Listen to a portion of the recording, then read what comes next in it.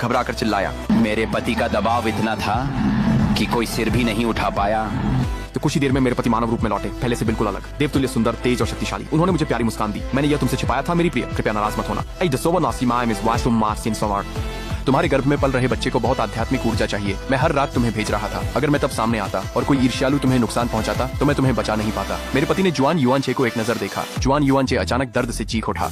उसका असली रूप सबके सामने आ गया। वाकई एक दुबली पतली खुजली वाली लोमड़ी और गुयान की वो कमजोर सी छोटी लोमड़ी उस पर चढ़ी हुई थी। उसकी जीवन शक्ति चूस रही थी, यहाँ तक कि उसका मांस भी कुतर रही थी। अभी भी बुदबुदा रही थी। माँ, मुझे बहुत भूख लगी है, तुम इतनी मीठी महकती हो। गुयान में पलटवार करने की कोई ताकत नहीं बची थी। उस छोटी लोमड़ी ने उसे तड़पा कर मार डाला। उस दुष्ट लोमड़ी की ऊर्जा कम थी, वह किसी और का शिकार ढूंढ रही थी। मेरे पति ने उसे वहीं बंद कर दिया। इतनी कम शक्ति से सोचा मंदिर में कुछ कर लोगे। जुआन युआनछू फिर भी नहीं माना। वह आगे बढ़ा पर एक अदृश्य शक्ति ने उसे पीछे धकेल दिया। बुरी तरह घायल, वो जमीन पर गिरा। मुझे बस उसी कड़वी आवाज सुनाई दी, एक और मौका। मुझे पता है इस बार मैं सही निर्णय लूंगा। मैंने बस सिर हिलाया। जुआन युआनचे के पाप गहरे थे। उसने हमारे कई लोग मरवाए थे। उसके लिए कोई आसान रास्ता नहीं था। मैं उसे इतनी आसानी से मरने नहीं देता। मैं सबको जुआन युआनचे के भूमिगत महल ले गया। पिछली बार गए महीनों हो गए थे। पहले देखा था पर दोबारा देखकर भी मेरी आंखें चौड़ी हो गईं। असंख्य युवतियों के बाल सफेद हो गए थे जिन्होंने जन्म दिया। वह गुयान की तरह यातना से मारी गईं। हर तरफ चीखें थीं। लड़कियों के माता पिता भी बच्चों को पकड़े रो रहे थे।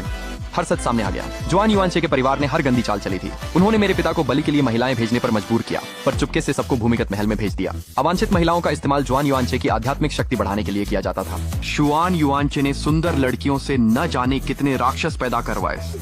मेरे पति ने हाथ हिलाया और बची हुई महिलाएं धीरे धीरे ठीक होने लगी। उसने जुआन युआनचे को घोर घृणा से देखा। एक उंगली के झटके से जुआन युआनचे असहनीय दर्द से कराहने लगा। वह ऐसे चीख रहा था जैसे मर रहा हो। उसकी आत्मा टुकड़े टुकड़े होकर कुचली जा रही थी। बचे हुए लोग बिल्कुल जंगली हो गए, उसे घेर लिया और हर तरह से उसे तड़पाने लगे। वो अपने ही खून में वहीं मर गया। पिता ने देखा और फूट फूट कर रो पड़े और मेरी तरफ मुड़ा।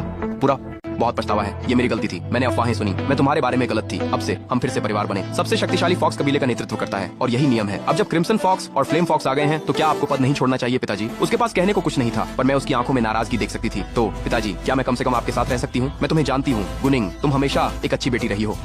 मैं मुस्कुराई। झूठे आरोपों पर तुमने मुझे बचाव का मौका नहीं दिया, फिर मुझे बार बार मरवाने की कोशिश की। पिता बेटी का रिश्ता अब खत्म। एक लोमड़ी देवता नश्वर राजनीति से नहीं बन सकता और बच्चा अभी छोटा है। तो मैंने सिंहासन संभाला। तभी पता चला माँ स्वर्गीय लोक की लोमड़ी आत्मा थी। उसे मेरे नश्वर पिता से प्रेम हुआ और एक साधारण लोमड़ी बनकर रहने के लिए सब कुछ त्याग दिया। उसे पता था कि मेरी पहचान मुझ पर विपत्ति लाएगी, इसलिए उसने ऐसे शब्द छोड़े जिन्होंने मेरी जान बचाई। कहते हैं मेरी माँ का पुनर्जन्म हो चुका है। स्वर्ग मुझे नहीं बताएगा कहाँ, पर मुझे पता है कि वह खुश है और अच्छा कर रहा हूँ। मेरे लिए इतना काफी है। अपने कबीले में फर के रंग के भेदभाव को मिटाने, स्कूल बनवाने, होशियार लोगों से जादू सिखाने और फर के रंग से